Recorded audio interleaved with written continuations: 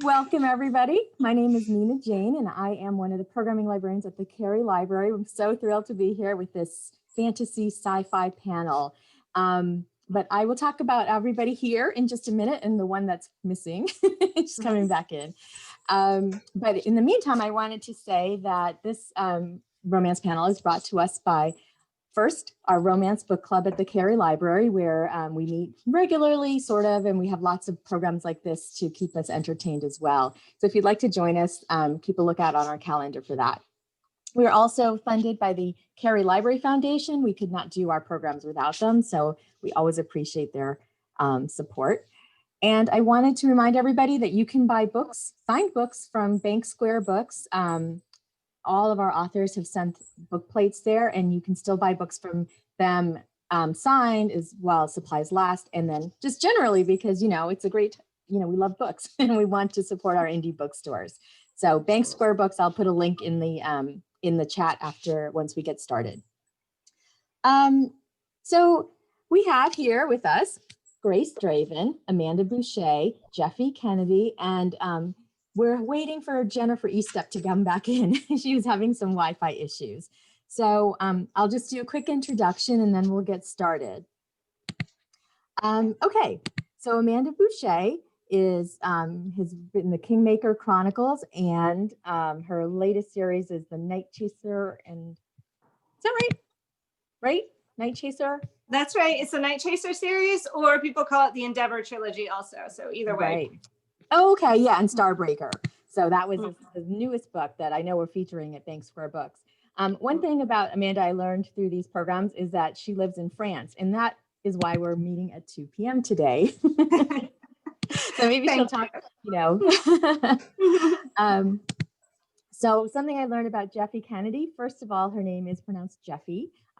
She is an award-winning author who also writes novels, nonfiction, poetry, and short fiction. And she is on the board of directors of the Science Fiction and Fantasy Writers of America as a director at large. I was really like, wow, that's impressive. It's not a hard job to get. Well, you just blew that out of the water. Thanks. Grace Draven, I have to say, first of all, that Grace approached me about doing something with the Cary Library after she attended, was it the Bodice Rippers program that we had about a month ago? It was the interview with Amanda, Nalini, and Alona. That's right. So the paranormal one we had in August. And I was so thrilled that we had like other authors on that meeting. And then Grace was in touch with me and I was like, oh my gosh, this is amazing.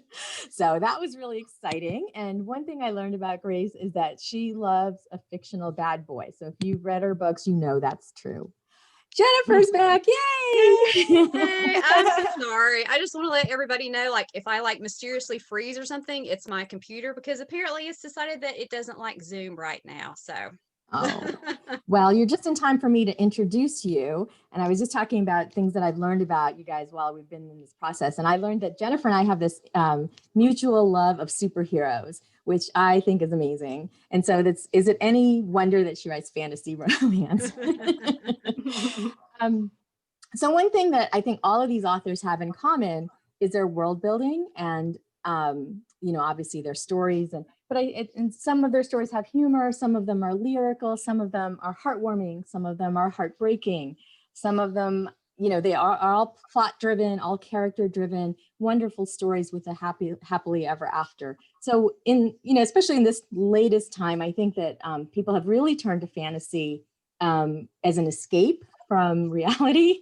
And I think your books are even more precious at this time and have always been. So I really appreciate that you were here today talking about your books and your writing and your friendship, because from the 15 minutes beforehand, I could tell that you guys really like each other, but not so much quinoa. So we'll talk about that later. So I'm actually going to turn my camera off, but you'll hear me asking questions. I want to start with, this came up in our romance book club this last week, is what led you to writing romance and what led you to writing fantasy and sci-fi specifically? And I'm going to start with Jennifer before she has to pop out again. Well, growing up, like the old Wonder Woman show with Linda Carter and the old Batman show with Adam West, those were like two of my favorite shows, along with the A-Team. So that probably tells you guys a lot about me and what I like. And I was just always interested in fantasy stuff, superheroes and Star Wars and anything really that had a lot of action and adventure and romance in it. And one of the reasons that I started writing, paranormal romance and fantasy romance is because it's really like the perfect genre for me. Because, you get a little bit of everything in it. You get the action and the adventure and the magic and the danger, but you still get the romance and the friendships and all the relationships. So those are sort of some of the things that led me to write it. Awesome. That's amazing. Jeffe. I grew up reading a lot of fantasy, science fiction too, but I loved when I could get a hold of fantasy. Anne McCaffrey was my gateway drug. In like fifth grade, I read Dragon Song from the school library. And then I loved the elements of romance in all of those stories. I especially loved the ones that were centered on females, which, wasn't always easy to find back then, but I loved it if I could find a good heroine. And then I came to romance later when I was old enough to go to the bookstore by myself and buy books because my mother didn't let me buy romances because she thought it was trash reading.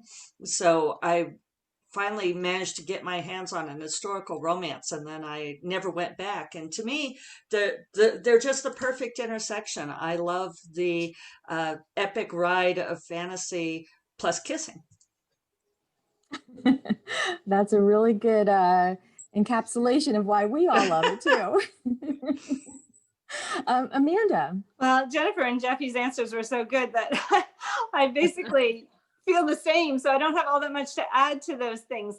I was also just always drawn to anything that mixed fantasy, that makes action and adventure. And if it was fantasy or science fiction, that was even better because I really liked the idea of being brought out of my own reality as well. Even from a young age, it's not that I needed escapism then as much as I might now, but I enjoyed that. It brought me into a new world, and it sort of opened things up, and it stimulated my own imagination. And I used to make up stories all the time, and they were always some kind of action adventure romance.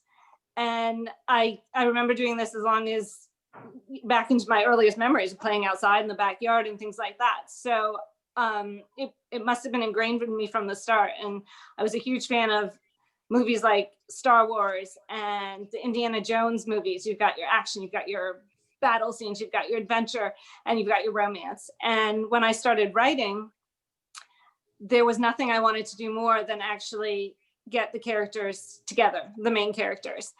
And I only discovered that once I started writing. And it was such a struggle for me to hold back and make it so the relationship developed, because I wanted them to right away get together. So I knew that it was going to be romance for me no matter what. And like fusing those characters together by the end of a trilogy, usually. So it's just, I had to go with romance. No matter what I was going to write, it was going to be romance. And I was drawn to science fiction and fantasy because there are so many possibilities. You can just make up whatever comes to mind. You can make it work, and you can expand on it and have this huge imaginary world that you bring to life for yourself and your readers. And I love doing that. Thank you. Grace? I came to both genres as a reader and a fan of both of them. Romance first, and then science fiction and fantasy.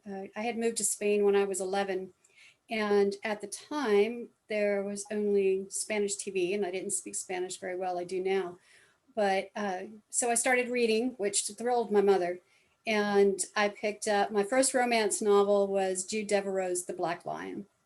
And then when I was 13, I read Frank Herbert's Dune and all of the Andre Norton Witch World books I could get my hands on, and Michael Moorcock's Elric of Melniboné. So I absolutely love the Eternal Champion series.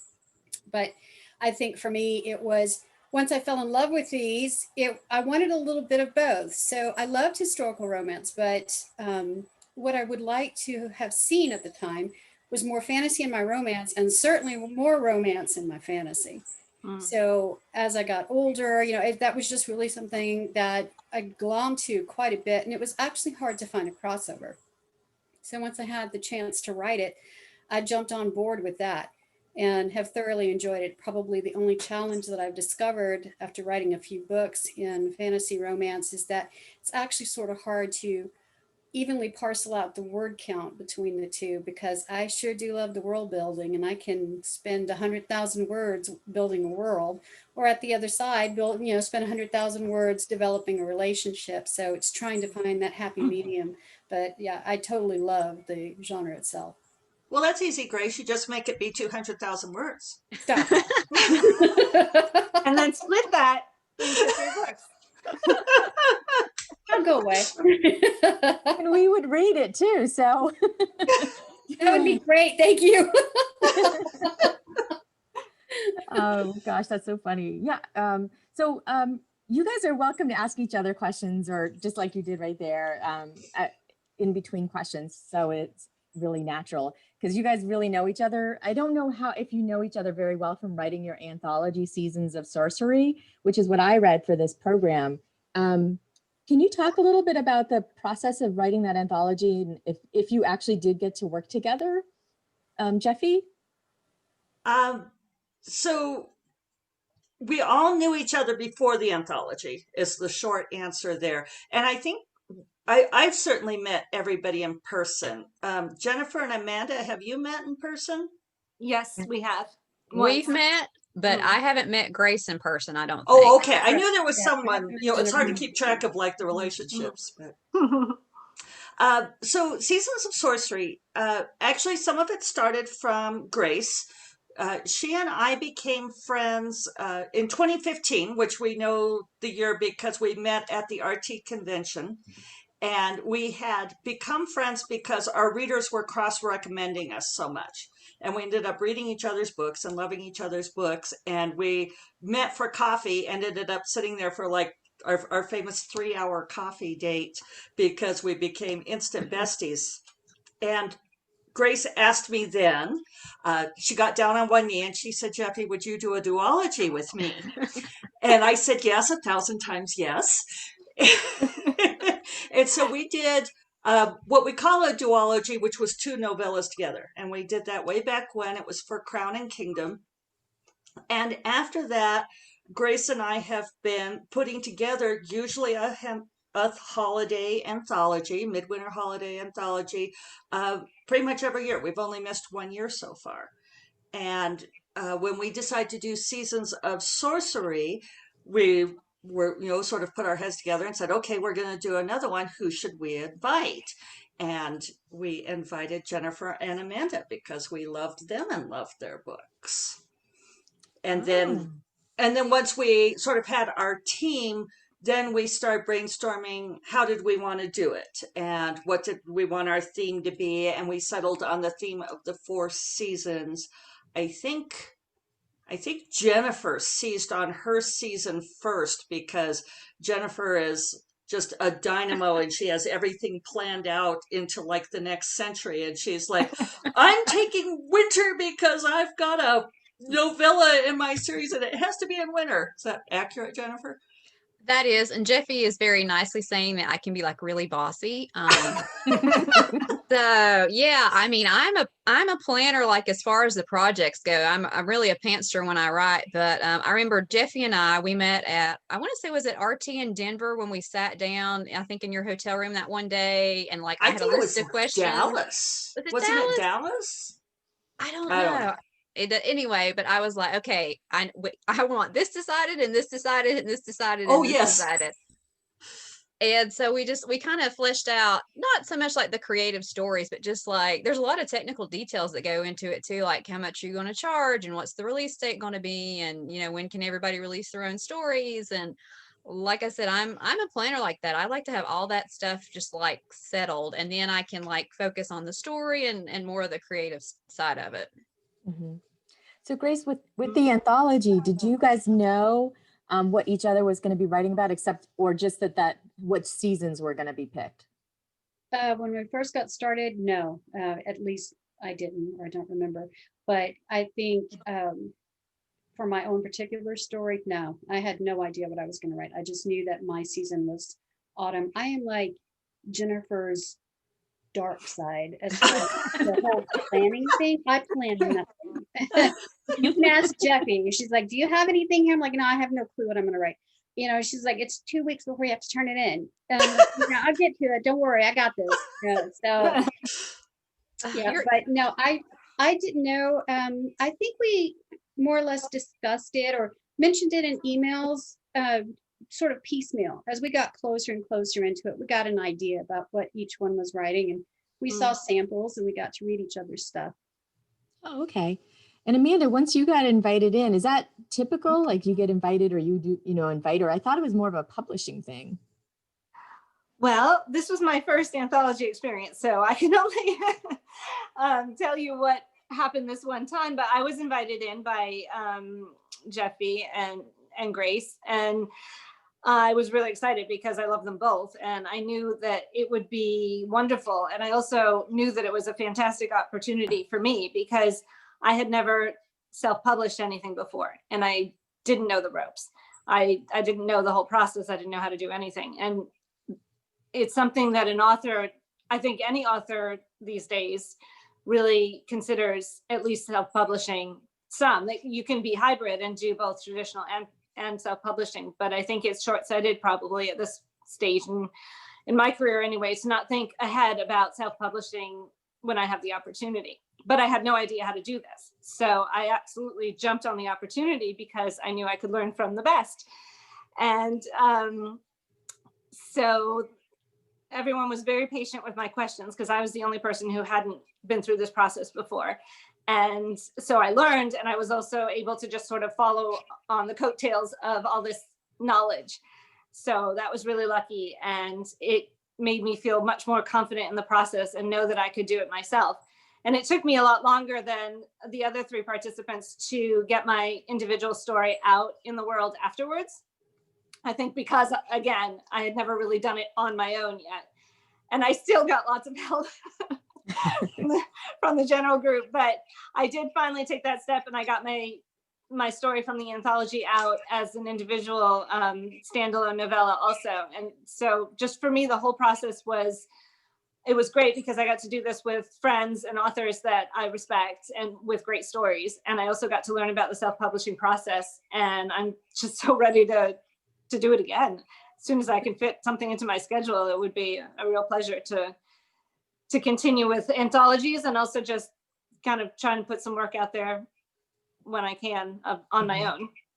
Oh, okay. Thank you. As well as continue with the traditional publishing, of course, because I have some books in the pipeline. I know. I will be talking about those. I actually love anthologies because I think they give you a really good flavor of different authors that you might not have experienced before. And I think a lot of readers are like that. So I think it's wonderful that you all got together and wrote this one. Maria Vale, who is also an author, I believe, writes a question. What do you... Hi, Maria. Hi, Maria. I figured you would know her. What do you start with? Characters, plot, or world building? And I'm going to start with Grace this time. Characters, always. First and foremost, the entire book is built around my characters. Oh, that was easy. Jennifer? I would say for me, it's a little bit of all 3. A lot of the times, like sort of an action scene will pop into my head, like the big fight scene at the end of the book. And then, sometimes I work backwards from there, like, okay, I have this scene that I want to write. It's like, what kind of magic does my heroine have? How can she use it to defeat the bad guys? And then a lot of the plot and the world building will kind of flow out of that. Oh, okay. I'm going to just go back to Grace for a second and ask why. Why is it characters first?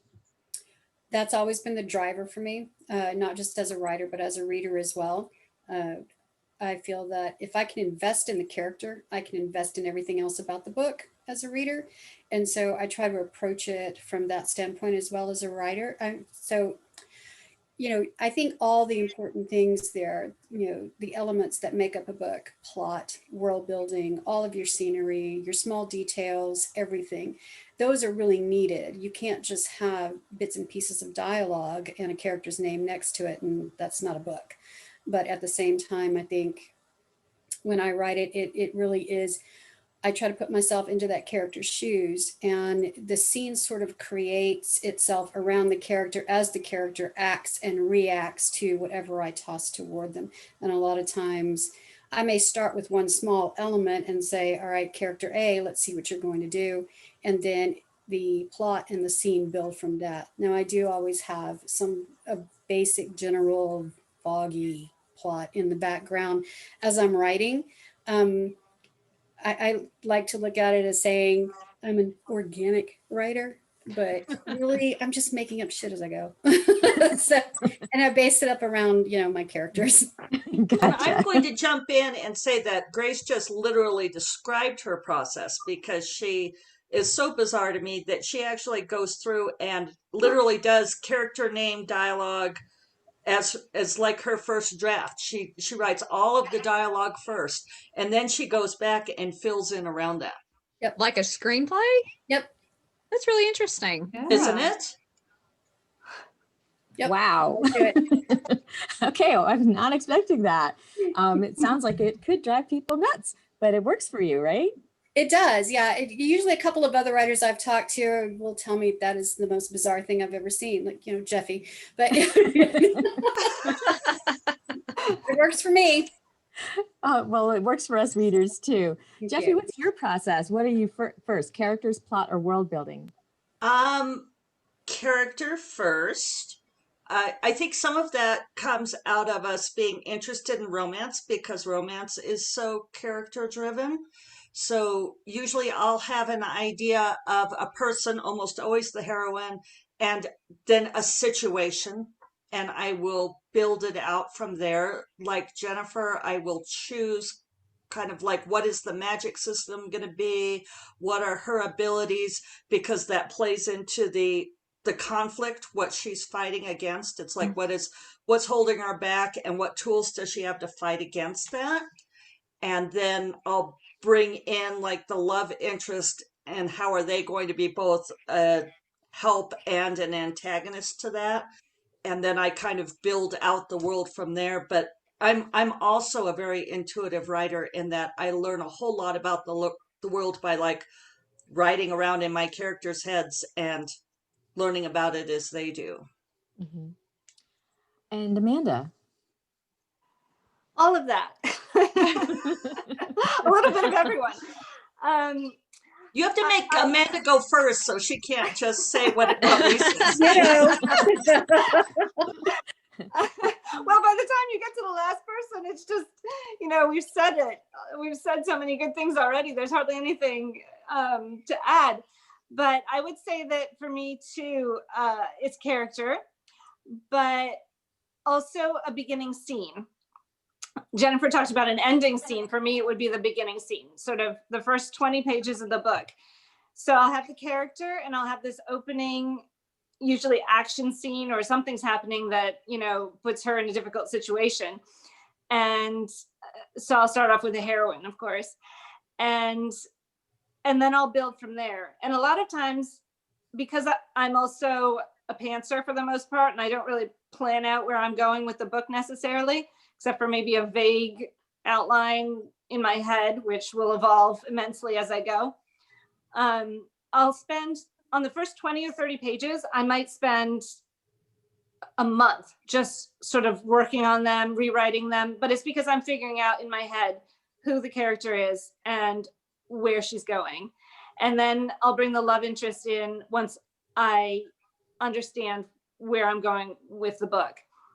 So I won't really plot out in my head, but I like to get a very good concrete first couple chapters.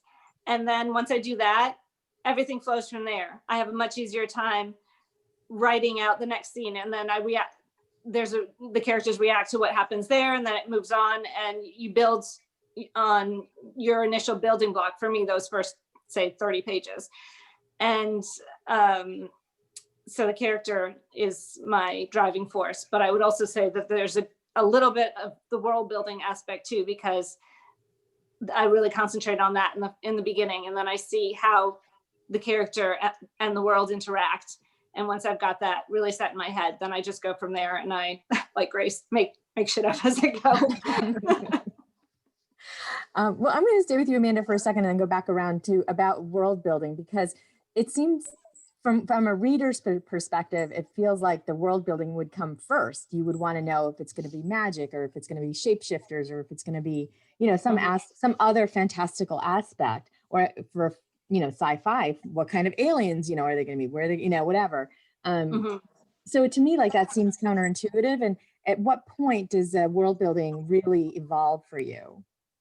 Well, I wouldn't say that there's no world building in the beginning. I don't just start with a character in a vacuum and then make her do things. There's obviously, her, the framework around her. So I have thought about that a little bit, and I know what my world looks like overall, but I won't have made, very strict plot lines or anything, or written anything down in a notebook. I'll just sort of let it simmer for a while and then figure out where I'm going from there. But the world building, I think it's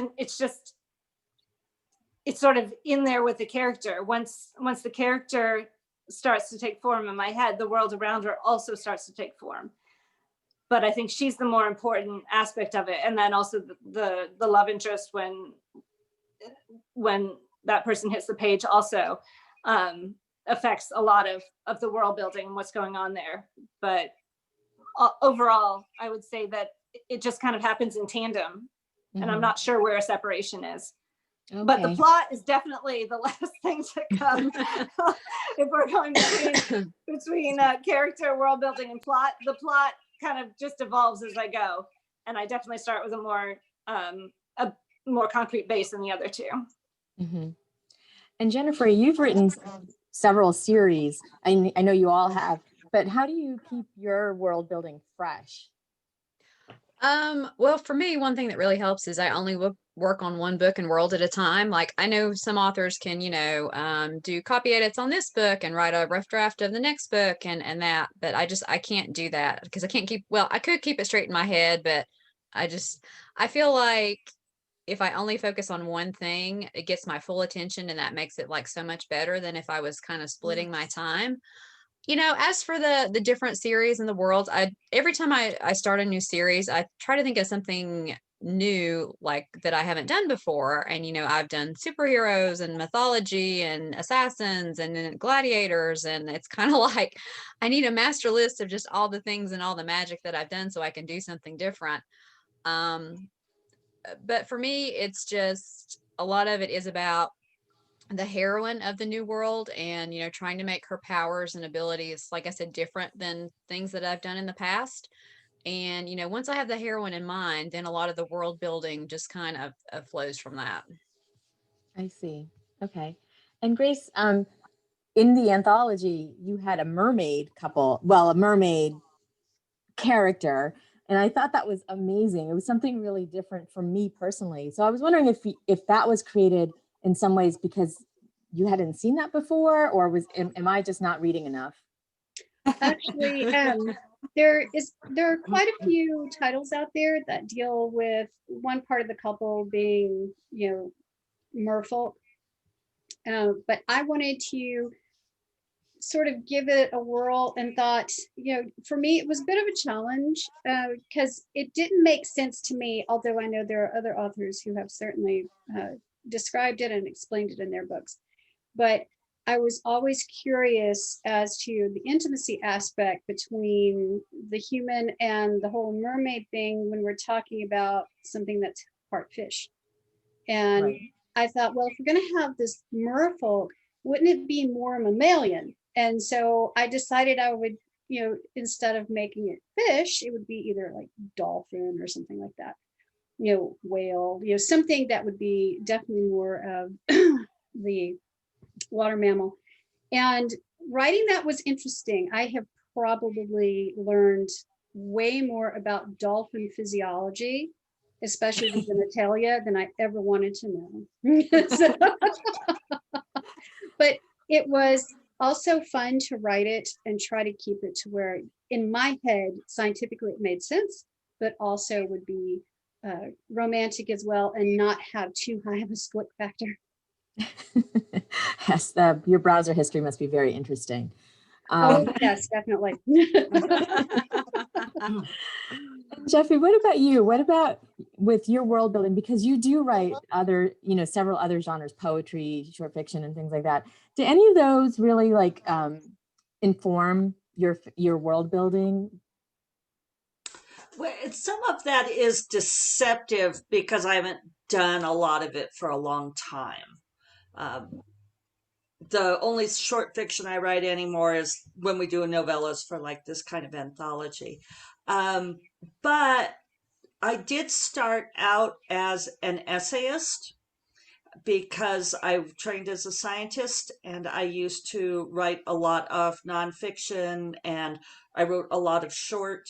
And so I think that coming from a scientific background really informs a lot of my world building because I think in terms of complex biological systems. And so whenever I do have a magic in there, it's usually tied into the ecology and the physiology in some way. So I think all of those things come together that way. Does that make sense? Yeah, yeah. So we have a question about the anthology stories. Are all of your anthology stories tied to one of your series, or do you have any that are freestanding? Have you written any short stories for anthologies that are freestanding? Jennifer? It's not out yet, but I have a Beauty and the Beast themed short story. I wrote it for a German anthology that I think will be out anytime now. I'm not sure about the exact release date. But it's called The Beauty of Being a Beast. And it's kind of like a feminist take on the old Beauty and the Beast fairy tale. So I'm really excited about that. Actually, we just finished the cover art a couple of weeks ago, and hopefully it will be going up for pre-order soon. So, and it's like a 7,000 word short story, like about 25 pages. But, it was just fun to do something short. And like you said, a standalone and not connected to any of my other series. Mm-hmm. Amanda? Well, the novella I did for Seasons of Sorcery is called A Curse for Spring, and it is a standalone. It is unrelated to either of my fictional worlds, the Kingmaker Chronicles and the Night Chaser books. So it's a totally new fantasy world. It's about a 30,000 word novella, 30,000 words. So it's a hefty chunk of reading, even if it's not a full length book. And it's set in a fantasy kingdom that is in dire straits because of a drought, a magically imposed drought, which is a curse. And they don't know how to solve the curse. And it involves a prince who's trying to save his kingdom and a goddess who has been turned into a human. And they actually ended up as childhood friends and then growing up together. And it's sort of a friends to lovers story, but with sort of a forbidden love aspect as well. And a quest to break a curse. So there's a road trip and there's some action adventure and there's banter and there's, of course, it's a romance. So there's a satisfying ending. And it's a really fun story, and it's totally standalone. You can read it in, I don't know, a day, and not have to have any knowledge of other of my fictional worlds going into it. Mm-hmm. Grace, I mean, that seems like a question, like a decision that an author would have to make is, do I do something in a world that I've already created, or do I create something all new? So how do you make that decision when you're writing a story for an anthology? Well, I think with the exception of my most current short story that's in an anthology at the moment, any of my short form stuff, novellas that go in the anthology, such as Night Tide and A Wilderness of Glass, those can be read as standalones. They do take place in my Wraith King's world, but you can read them without having read any of the other Wraith King novels and still understand everything going on. You won't be very puzzled by, if there's some mention of something that comes in. The way I try to write it is that it adds flavor to the story and builds the world, but doesn't necessarily puzzle the reader thinking, oh, I need to go back and read this or I'm not going to understand it. So while I do write them within existing series worlds, for the most part, I try to make certain that they can work as standalones for somebody just coming into reading my stuff and may have not read any of the other books in that particular universe. That makes sense. Jeffe? Yeah, it's always a question of what to write for these anthologies. And as much as we joke about not having a plan, we do try to plan things out to some extent because we have competing deadlines. Most of us are, well, I think all of us are hybrid. So we have traditionally imposed deadlines and then internal deadlines for, expectations from our readers. And so, it's sort of like, and also we have ongoing series with timelines. So it's like, well, when this book comes out, it has to come out in between these other books or the overall timeline won't make sense. So doing a standalone makes it easier in some ways, but one of the main reasons that we do anthologies like this is to cross-pollinate and to it's a really fun way for us to do marketing, which is generally not something that authors think is fun. There are a few, but most of us hate it. But this kind of thing is fun. We get to work with our friends and do a thing. And so it's nice to do a novella that's in with your other series, because then the hope it will always be that somebody falls in love with the story and then wants to go and read the rest of the series. That came up for me with the anthology because I only read books in order. So I was like, okay, I'm going to go read all of these. I can't like not now. So Sarah asks, I've heard other authors say that they try to avoid reading too much in the genre they write in simply to avoid unconscious plagiarism. Do you ever worry about that, reading each other's work, Grace? No, not at all. Typically, and when I read, like I've read books by all three of my fellow cohorts here, and the voices are very distinctly different. The sentence structures are different. I mean, they don't reflect each other's voices. They don't reflect mine. I don't reflect theirs. So it's really, no, I don't really have any issue with it at all. Jennifer? I worry about it a little bit, just because, it is easy to for it to creep in just a little bit. So like when I'm working on, say, a new elemental assassin book, I won't read urban fantasy while I'm writing it. I'll read, like a YA book or a contemporary romance or a graphic novel or something just kind of completely different. And also reading something in a different genre is also kind of like a palate cleanser for me at the end of the day too, because, sometimes I get really, really tired of the characters in the world. And I want a break, and I want to read something for fun rather than having to, think about, well, my character needs to go here and she needs to do this. And then what's the next chapter going to be about? So I do like to read in other genres, like when I'm writing a fantasy book. Jeffe? I read pretty widely in a lot of different genres, so I don't think I really keep track of what genre I'm reading at any given time versus what I'm writing. But I don't really believe in unconscious plagiarism. I think that reading widely in my genre helps fill my well, but it's sort of like throwing a whole bunch of stuff into the stew pot. And, what you come up with is the stories are so influenced by the author's voice. We're also very different, like Grace was saying. I think it's kind of like, forgive the analogy, it's kind of like sexual harassment, like the people who claim that they don't understand what sexual harassment is. It's because they're just using that as an excuse. I think people who plagiarize know very well that they're plagiarizing. It's not something that you do by accident. Very true. Amanda? Sorry, I left you for last again. No, sorry. I read almost exclusively romance, but I'll read in all sorts of different subgenres of romance. I love historical. I read contemporary. I'll read sci-fi and fantasy, YA also. So I don't necessarily stop reading in a specific I don't necessarily stop reading fantasy romance just because I'm writing a fantasy romance. I think that if I did that, I would never read any of it because I'm always trying to write something. I think it's probably possible to be unconsciously influenced by things you read, but at the same time, I think we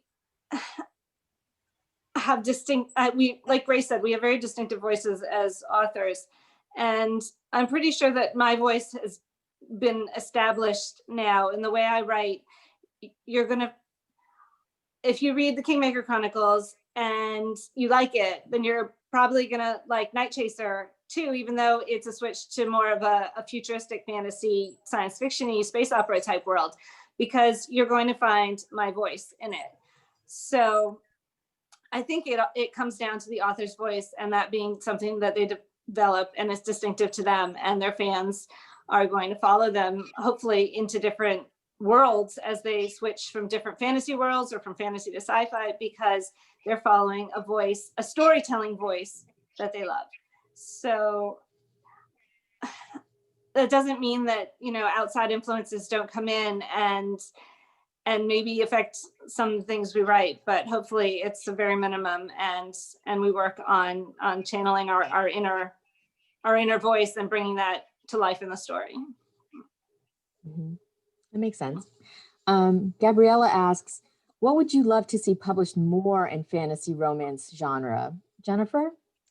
Oh gosh, more in fantasy romance. I would actually like to see more female friendships in fantasy romance. You know, that's something I like to do in my books. Like a lot of times I'll do like enemies to lovers kind of between the hero and the heroine where they don't like each other much at the beginning of the story. But I also like to do the same thing with like the heroine and like whoever sort of her best friend turns out to be. Like in Kill the Queen, you know, I have Evie and Paloma, and Paloma really just can't stand Evie at the beginning of the book when they first meet. And I would just like to see kind of the more kick-ass female friendships, just like, you know, girls rule the world type of thing in fantasy romance. Oh, that's a good one. Jeffe? For me, it's having the female characters have the action and the plot, having the agency and be the ones who have the hero's journey or who solve the problems. Even in some works where the heroine is supposedly centered in the plot, a lot of times it ends up being like the big bad hero who ends up solving all of the problems and doing all of the heavy lifting while she stands back and goes, hey, yay, I'm glad I found my great big hero to do this stuff. I like it when the heroines do the work. Mm-hmm. Amanda? Like Jennifer, I like to see female friendships, and I think that's a big part of my writing also. I always make sure to include a strong female friendship, and also even wider than that, a found family aspect. I really like that. What I end up having though in the end is this huge cast that then I have to carry along through the entire trilogy and make sure that they don't, you know, sort of fall off the spaceship metaphorically. You know, you can't just forget about them, because if I end up concentrating on the hero and heroine for a significant amount of time, sometimes I realize, oh, I haven't brought in the rest of our crew, and they need a part of the action too. So and with the Kingmaker books, it's the beta team. That was easier because they were on a road trip for a long time, so they were kind of always there. But it was fun, and it's an aspect of the book that readers really love, is that ensemble cast. But I end up with so many characters. It's not hard to keep track of them. They're not that many characters, but I do have to make sure I continue telling their stories as well throughout the trilogy, and in case of Kingmaker now afterwards, because I'm working on the beta team books now. So I really like the female friendships, the found family, sort of the wider cast around your main characters. So if the main characters are just in a bubble, sort of doing their thing, and you don't really see more people around them, then I think that there's something a little bit missing, and I like to add that extra cast in. And I also think in terms of the question that was actually, what would you like to see more of? It's also, I would like to see more mature heroines. Yes. I would very happily see a woman with, even if she has a child or something, making a second shot at a romance, maybe, or a mature heroine who's already been through both relationship and just life wise. She can bring a lot more to a plot than a young. It's a different aspect. A young heroine is great too. I love that, and I write that for the most part. But I think it would be really neat to see more mature heroines break out and have successful book series also. Thank you. Grace. Obviously, to echo back what Amanda was saying, I would love to see older heroines take the stage, center in front more than what we see. I write younger heroines and I enjoy reading them as well, but I would really like to see older ones, who they may have been widowed, they may already have children, they have that life experience behind them that would inform decisions that would be different than if they were younger and still haven't experienced certain aspects of life. And I think that makes for an interesting story. It makes for an interesting character. While I never mentioned her age, when I wrote Entreat Me, my heroine there was older and she was a widow, and very different way of handling things from her younger sister, who had never been married, was younger. And then for the fourth book in my Wraith King series, I will have an older heroine and a younger hero. So I thought that would be fun to try that out as well. And he just thinks she's smoking hot. So I'm going to thoroughly enjoy As it should be. As it should be. That's right. Because older heroines are smoking hot. That's right. I mean, I'm older than my husband, I'm in my 50s. And so certainly from a personal standpoint, I would, as a reader, I would very much like to see more of that particular type of heroine in fantasy romance. She's starting to make an appearance and putting a foothold in paranormal women's fiction, which I think is fantastic. And I would love to see that move into fantasy romance as well. Makes sense. Exactly. That's what I was thinking of too, the paranormal women's fiction that is really breaking out well now, I think. Absolutely. I love this comment in the chat. Ooh, I agree that mature heroine, women who are experts in their field and know what's what in bed. Absolutely. Yes. Thank you, Jessica, for that. Actually, I wanted to go back to Amanda's comment about the cast of characters, because we, as readers, once we have a cast of characters, we want a story for every person in that cast, right? So do you get pressure then to say, write about, give this person a story, that person a story? Amanda. Yes. Pressure from readers who are excited to hear more of these stories, and also from myself, because I want to tell them. It's not exactly a secret. I don't know. I didn't necessarily always say it out loud either, but I absolutely always intended to go straight into Kingmaker spinoffs after the original trilogy finished. Somehow, through a series of events, that didn't happen that way. And I began the Night Chaser series, which I absolutely adore also. It's a different world, and it's so much fun. It's adventure, it's a romance, and I love it. But in the back of my head, I was always thinking, but what about my beta team? They need their stories. And now I'm just thrilled because I'm getting to launch into that. It doesn't mean I won't finish Night Chaser. Of course I will. I have one more book to go in that series too. But I've started my beta team spinoffs, and so the bigger cast of the Kingmaker Chronicles are now going to get their story, and that's definitely been something that readers have asked me about. I think this is funny. If anyone knows the story, it won't give too much. No, actually, I can't say this. It's too spoilery. Anyway, I do get emails from readers asking about certain characters, specifically one in particular. And sometimes they're quite pushy. They're like, where's this person? What is happening? And And it's funny because on the one hand, it's like, oh, I'm sorry, you know, I wish I could have done it sooner. And on the other hand, it's exciting because I know people are still out there hoping for those books and waiting for them, and they're coming. Jennifer, I see you nodding your head. You must get requests too.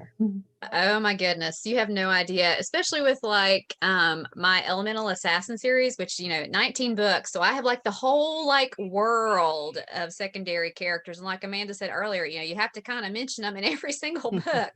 People are like, what happened to so and so? So my characters go on vacation a lot. So they're Oh my not. gosh, that's brilliant. Well, you know, that way you can mention them and you can kind of give the reader, you know, what are they up to? And then it's also a message like, okay, but you're not going to see them till the next book. And I'm sorry about that. But yeah, I've gotten a lot of requests over the years. I think I saw a meme or a tweet or something a couple of weeks ago saying, and I can't remember who the author was, I think, that posted it. But she was like, if there was one line in a book about a guy, then like readers want his story too. And that's so true with romance readers. So my plan is I'm going to take a break from writing the Elemental Assassin Jen books for a while, and I'm going to do some novellas just about the secondary characters and give them the kind of the sort of, you know, kick-ass adventures that Jen has had. And yeah, I might go back and do that with, you know, some of my other series. We'll just see what happens, but I'm definitely going to do it with the Elemental Assassin series because that's probably the series that I get the most requests for, you know, stories about the secondary characters. Mm-hmm. Jeffe? Yeah, you know, it can be funny. Sometimes people will say, well, how about a story for this character? And a couple times it's happened to me that I like don't even recognize the character's name. I'm thinking, who was that? I have to go look them up. I'm like, really? Really? You want to know about this person? But the reader requests that way can really influence what I write. So, for example, when I did my initial 12 Kingdoms trilogy, there was a secondary character in all three of those books who was Daphne the librarian. And she was kind Daphne. of, everybody loves Daphne, you know, and Daphne was kind of a convenient character to begin with because she's the one with the knowledge and she tells the heroine, Andy, and the Mark of the Tala, you know, she's the one who says, here are some books you can read up and find out what's going on here because you're ignorant. And she ends up helping each of the princesses in the three books. And yeah, like Jennifer and Grace is another one. You know, people kept writing to me and saying, when is Daphne getting her own book? And I was like, I hadn't planned for her to get one. But so when I got a chance to continue that series with Kensington, the book 4 is Daphne's book, and that's the one that I got the Rita for. And so it was like, that was really cool that that Daphne was the character that people just really wanted her story. She's an older heroine too. That's probably why Grace likes her. I like her for many reasons. She's older heroine. She's a librarian. She's just a total badass. I loved her. I still want a novella about the wizard from your new series. Oh, from Forgotten Empires. Yes, yeah. We have to do some spin-off novellas with Ambrose. Yep. Although what's funny, Jennifer, you will like this. I'm sorry, Mina, this is a little bit of an aside, but you know, Jennifer went to great lengths when she read The Orchid Throne for me, which is the first book of Forgotten Empires, and I asked her to blurb it for me, and it turned out that I had named my island Calanthe, and she had written a book with a secondary character named Calanthe. And Jennifer was like, God damn it, I can't believe you stole my name. Well, she was much nicer than that. But she changed it. And then I found out just recently, I was doing a podcast interview with Grace, and I said she was talking about one of her books, and she referred to her wizard Ambrose. And I had to stop her and I said, Grace, you do not have a wizard named Ambrose. And she said, yes, I do. And I was like, so there's unconscious plagiarism for you. I was like, when I named my just wizard a name. I did not remember.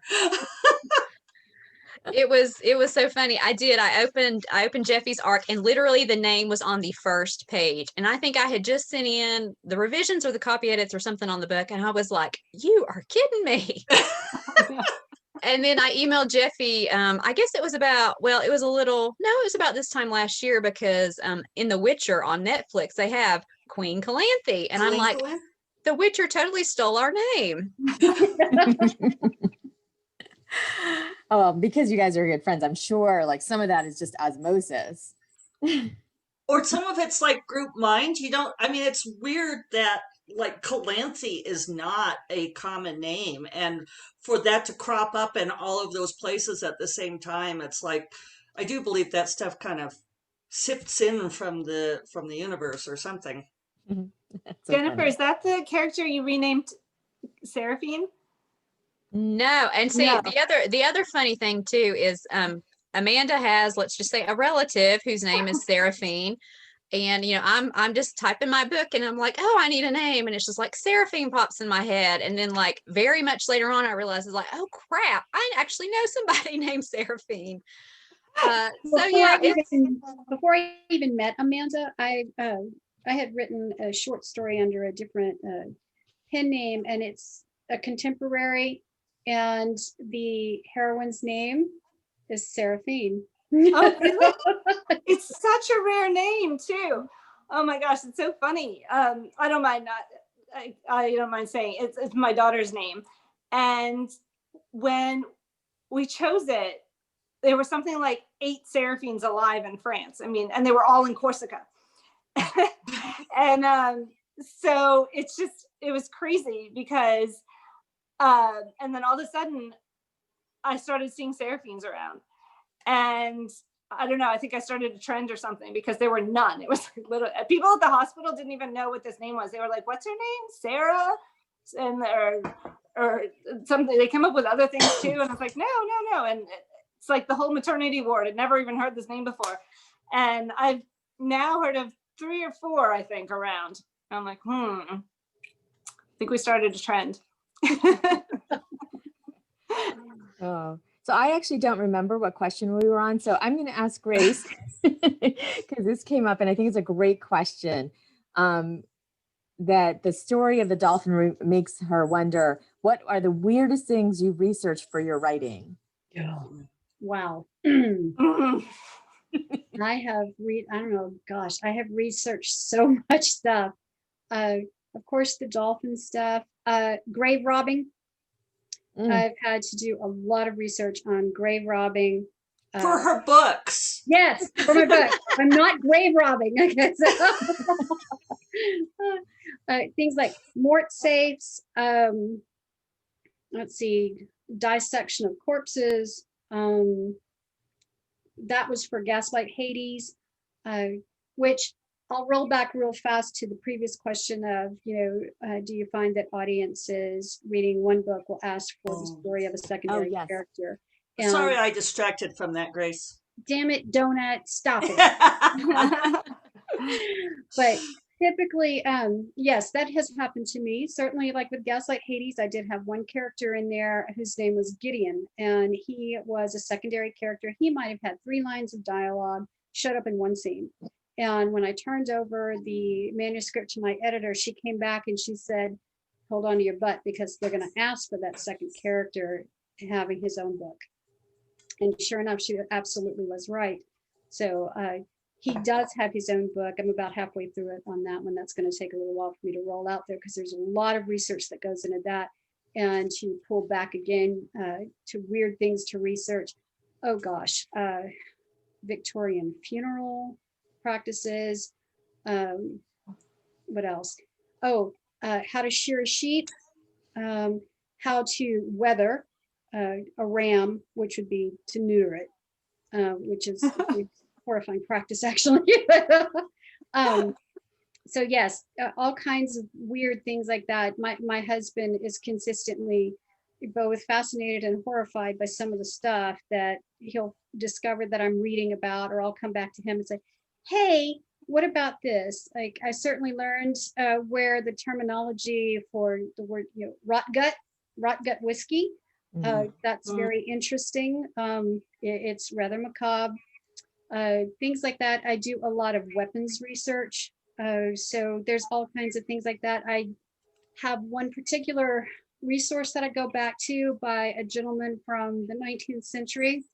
His name is Dr. Howland Bill, and he goes very in depth about the types of wounds that are made by various types of bodkin or broadhead arrows, and how each one is shaped depending, and they could usually tell which Native American tribe fired it, whether it came from the Blackfeet, whether it came from Hunkpapa, so it was very in-depth, and he talked about whether, if the arrow was extracted from the skull, if it was taken from the leg.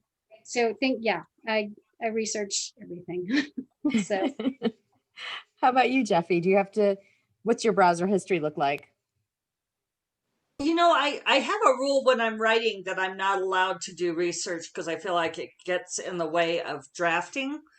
So I end up like putting things in square brackets. And one of the most intensive searches I had to do not long ago, because we were talking about the Orchid Throne and Forgotten Empires trilogy, was that my hero is an escaped slave, and he was working in the mines. And so when he starts out, he makes this weapon by putting rocks into a cloth sack. And I just would square bracket it and I think I just called it like his sack or his bag or something like that, and it's his favorite thing, and he continues to use it. And I thought, I have to look up, what is this weapon called?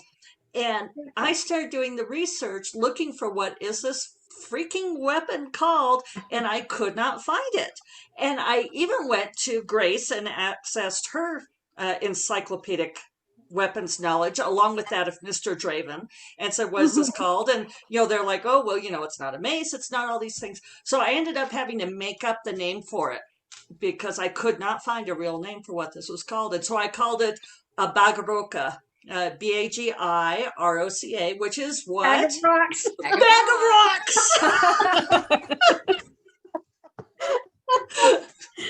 rocks. That's hilarious. So Will, that's where your fantasy background really held you in good stead, coming up with good names. That's right. Great. Jennifer, what have you had to look up? Okay, just to go back to another point, I do not think The Witcher stole the name Calanthe. I actually think those books came out long before mine and Jeffy's books came out. So I just wanted to say that. I always kind of joke and tell people that I write fantasy books so I can make the whole thing up and I don't have to do research.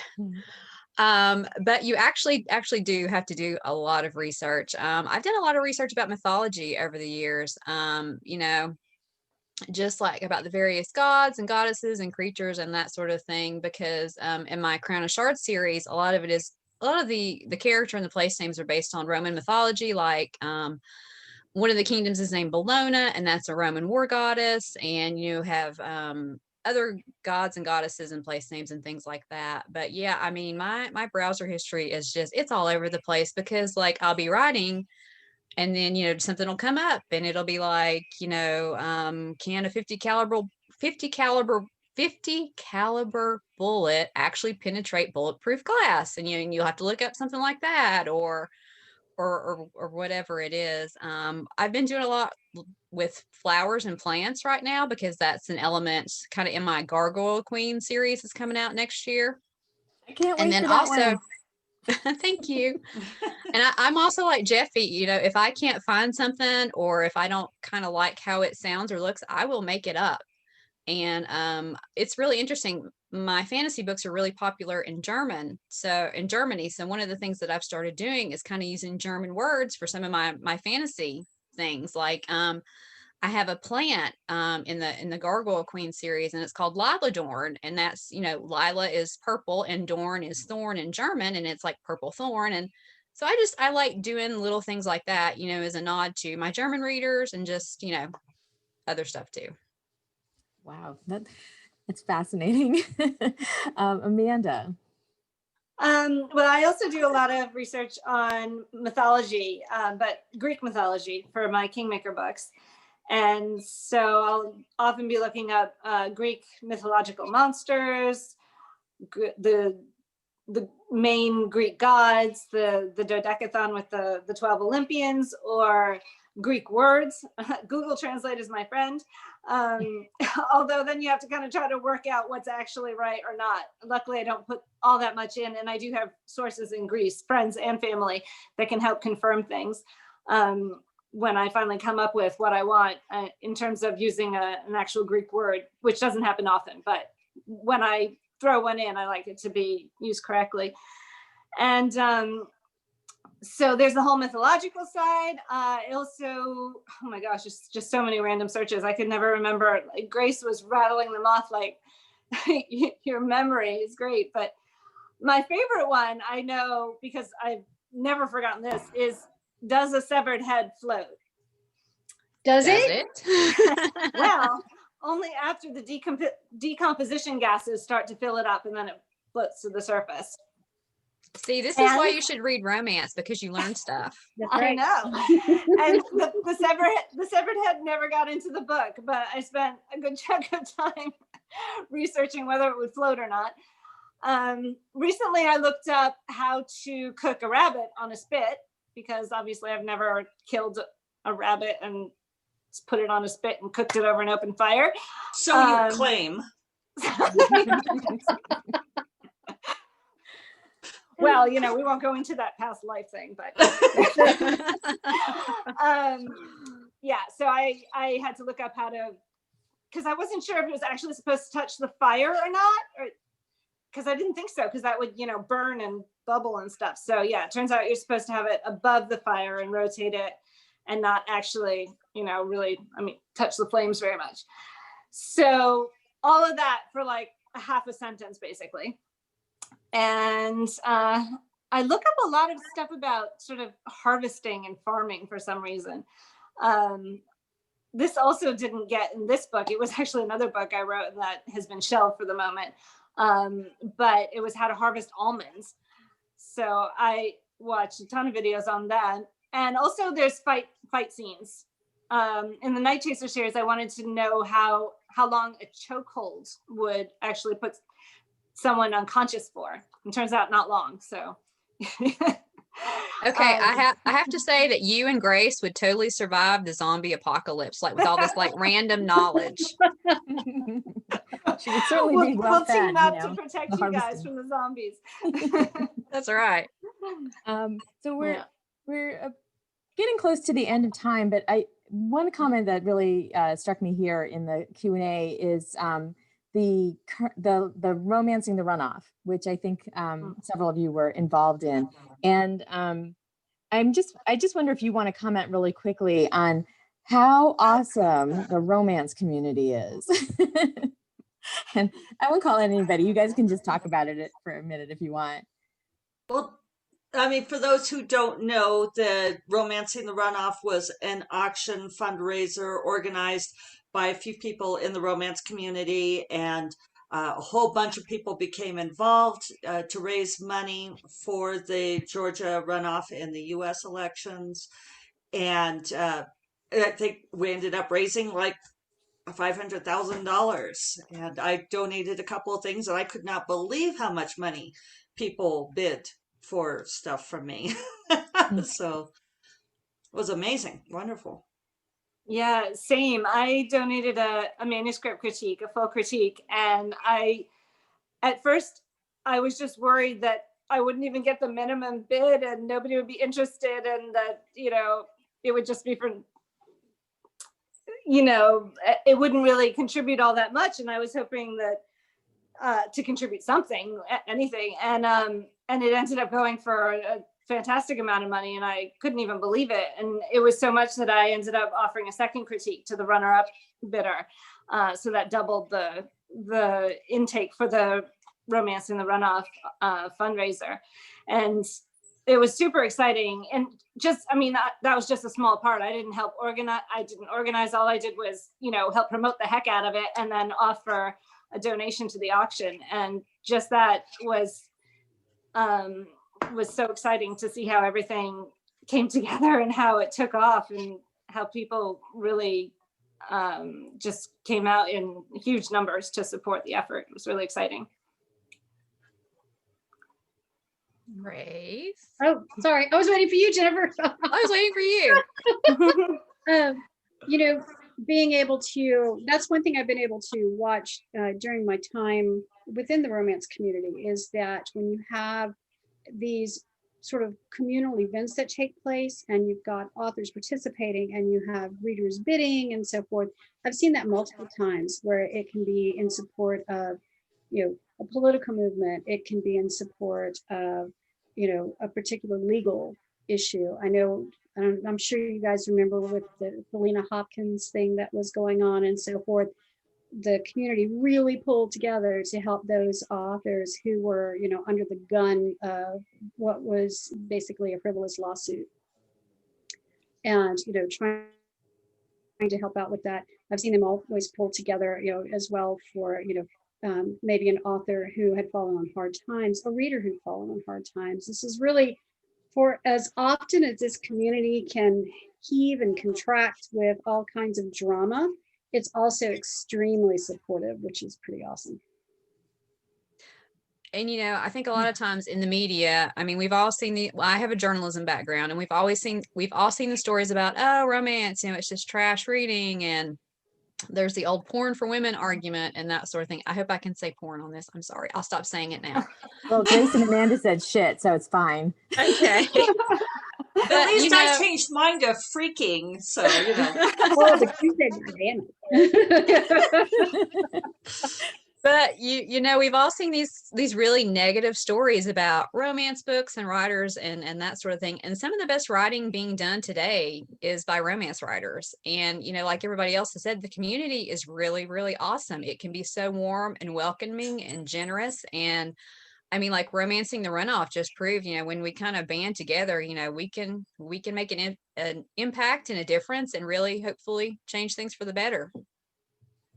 I have to say, and I think it's exciting to see how it's authors and readers, and we really come together to do our parts in whatever way we can.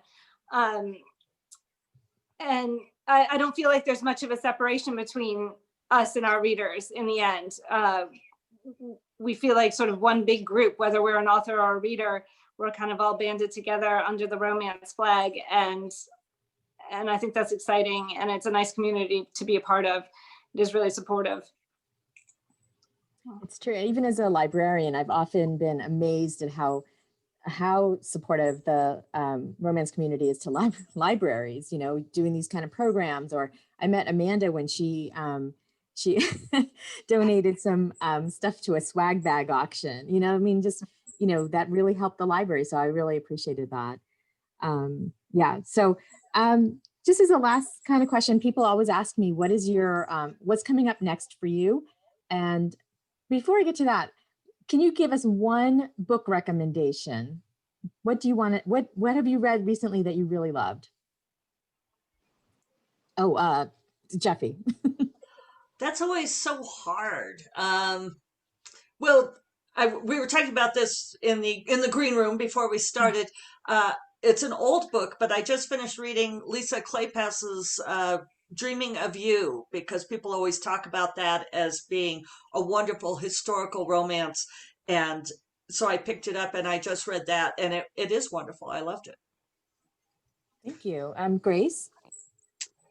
Well, the two most recent stories that I read are not yet rolling out for publication. One of them is by Jeffe, and it's very good. The other one is by Mel Sterling, and I'm not at liberty to say what they are.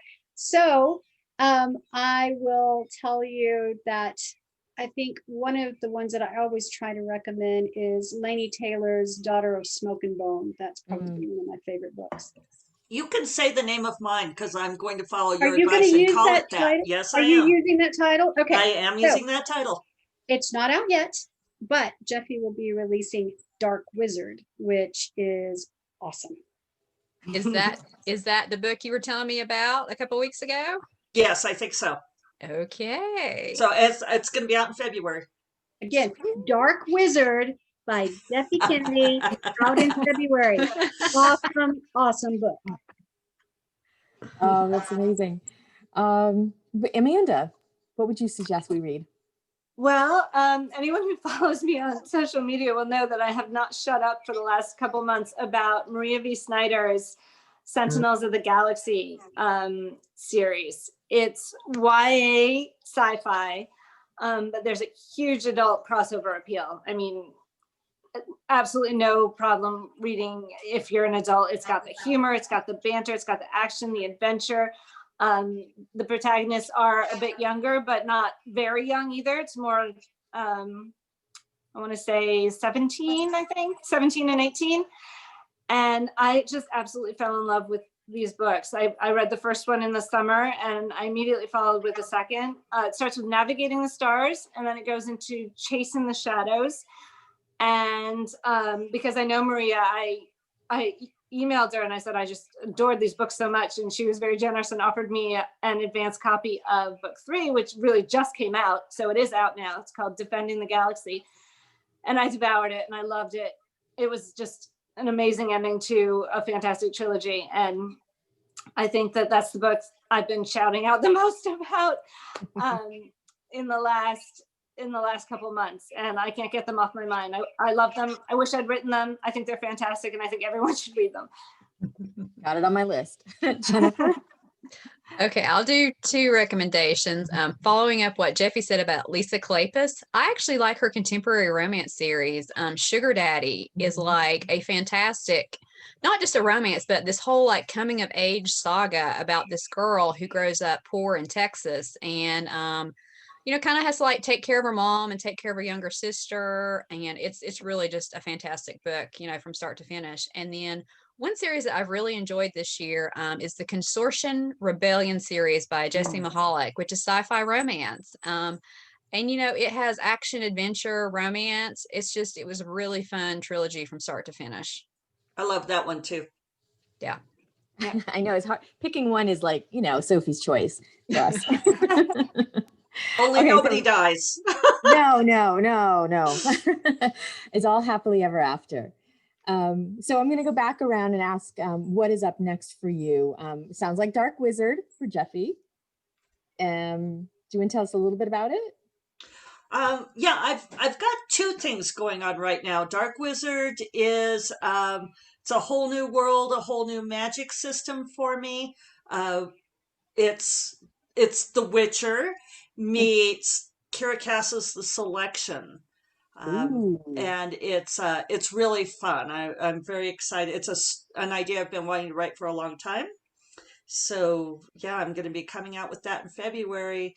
And then I just started another series that's kind of the next generation or the next season. I heard somebody say this talking about seasons in series. Nalini Singh was saying that like if you're completed the arc in a series and then you want to jump off into like the next part, you could call it the second season. So this would be like the second season of Uncharted Realms, and it's called Heirs of Magic. Grace and I did an anthology together this winter as well that just came out called Under a Winter Sky. And in that, I have a prequel novella to this new series, which is Heirs of Magic. And the first book in Heirs of Magic, so there's the prequel novella, which is The Long Night of the Crystalline Moon. And then the first book is going to be The Golden Griffin and the Bear Prince, which I just finished writing yesterday. And yes, it's all done. And that'll be out in January. Oh, exciting. Yay. Grace, what's up next for you? Well, the plan, which I never stick to the plan. Yes, Jeffe. I didn't say anything. Oh, but you will. We'll have a conversation later and be like, you're not going to stick to your plan. Anyway, I'm about to turn in, finally, Raven Unveiled, which is the 3rd book in my Fallen Empire series. That'll go to my Penguin editor Monday evening or Tuesday morning. And congratulations. Thank you. Finally. I'm not exactly sure when that one is coming out. Of course, that's up to the publisher as to how they schedule that, but I will be done with it and turned in. So that will be great. As far as what I'd like to tackle and get completed for 2021, it would be the 4th book in the Wraith King series, and that one is called The Nomos King. And then I've got 2 science fiction romance novellas that I'll be working on. The first one is called Silk, and that'll actually be under a different pen name. And then I would like to, Jeffe and I and Amanda were sort of batting back and forth doing an anthology later in the year. So I would like to roll out, depending upon what our theme is, possibly moving the second book in my Bonekeeper Chronicles. That one is called Gaslight Reduce, and that one is a novella as well. So it looks like 2 novels, 2 novellas, and who knows what else in between. It'll keep me pretty busy. I'm a slow writer, so. It doesn't sound slow. And I've been on Facebook, you've been writing about the Ipsos King. Is that something separate? The Epos King is the 3rd book in the Wraith King series. Okay. And it is awesome. Thank you. Yeah, that came out in October. So there was a long wait between book 2 and book 3 because of all kinds of issues. Personal stuff that happened. I had a father first diagnosed with Alzheimer's, and then they re-diagnosed him with a brain tumor. One of my editors passed away. There was all kinds of issues there. And then I was dealing with non-compete clauses with Penguin, so it was delaying publishing dates and everything. But we finally rolled out the 3rd book in the Wraith King series in October. And once again, that's the Epos King. So hopefully book 4 will be out in 2021 and dealing with far fewer problems than what book 3 did. And what is your pen name? Somebody in the chat just asked. The pen name you're writing for the science fiction fantasy or science fiction romance. Anne Sparrow. Anne Sparrow. Oh, yes. Okay. So Anne Sparrow, remember that. Mm-hmm. Amanda, what's up next for you? Well, unfortunately, I don't have dates yet because I'm a pretty slow writer too, and I have had several slowdowns in the last year or so. So what I'm working on is the first book in a Kingmaker World expansion. So the original trilogy tells the story of Cat and Griffin, and that was wrapped up, for them, but with loose ends in terms of the bigger cast of characters that I was talking about earlier. So I'm working on a full-length novel for the characters Flynn and Jocasta at the moment. So they're the main couple of this upcoming book, and it's yay! And as you read it, it will become very clear who will be the next couple. And then after that, there will be, in my mind at least, definitely another book, maybe 2 for another character. Could be a duology, it depends on how big the story gets. And then I always have readers asking about the characters Ianthe and Lycheron. And it's not clear in my mind yet whether it would be a novella or a full-length book, but I'm planning on doing something for them as well. So I've got several things that will eventually roll out in terms of the Kingmaker world. But I have not been speedy in the least about writing this book, and I want it to be good also, of course. And so I don't want to rush it.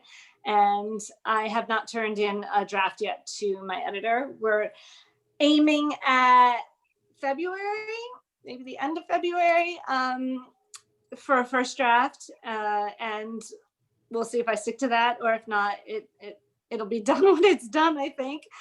And beyond that, once that is at least into the editing process, so I'll be done drafting and done sort of with my own rewrites and figuring out, the details. I'll go back to the Night Chaser world because I have Dawnmaker, which is book 3, which will close out that trilogy. And I'm really excited to get back to that world too.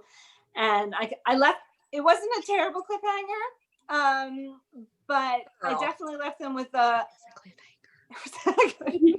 well, it wasn't a like the knife is coming at me type cliffhanger. It was, there was a bit of a conclusion to what was going on there, but there's definitely the end of the story to tell. And so that'll be my next project. So it's Flynn and Jocasta with the Kingmaker spinoff right now, and then it'll be Dawnmaker to close out the Night Chaser trilogy.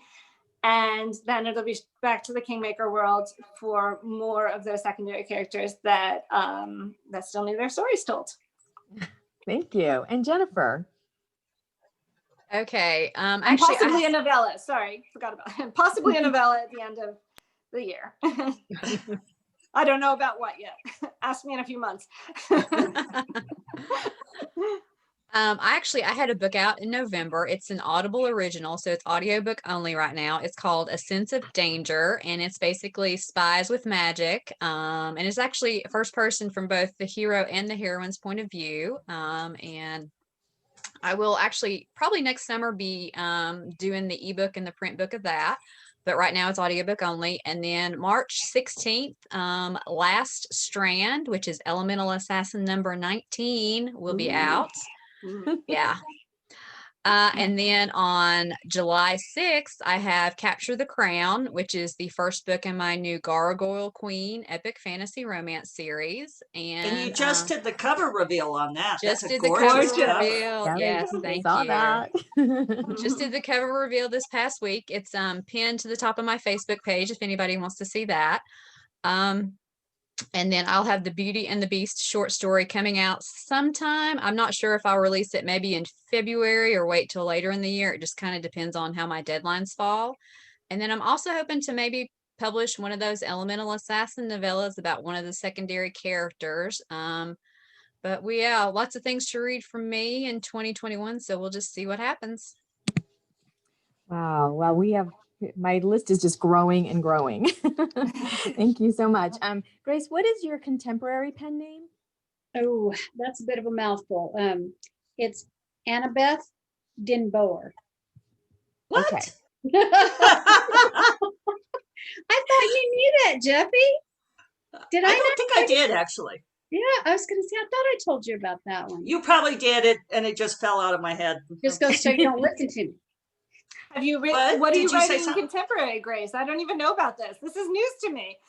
Yeah, I wrote it a few years ago. It's just a short story that I originally put it out. Oh gosh, it was in a charity anthology that went out. It was a long time ago, and then later on, I went ahead and just published it as a solo piece. So I enjoyed writing it, but at the same time, I realized that I like contemporary, but the fantasy sci-fi thing is really, that's my catnip. Mm-hmm. How do you spell that? Annabeth is Annabeth, and then Dinboer is Denboer. Boer. Got it. That's it. Well, thank you. So thank you so much for being here and answering all of our various questions. This is really awesome. We know we went a little bit over time, but we just had so many wonderful questions and you had so many wonderful answers.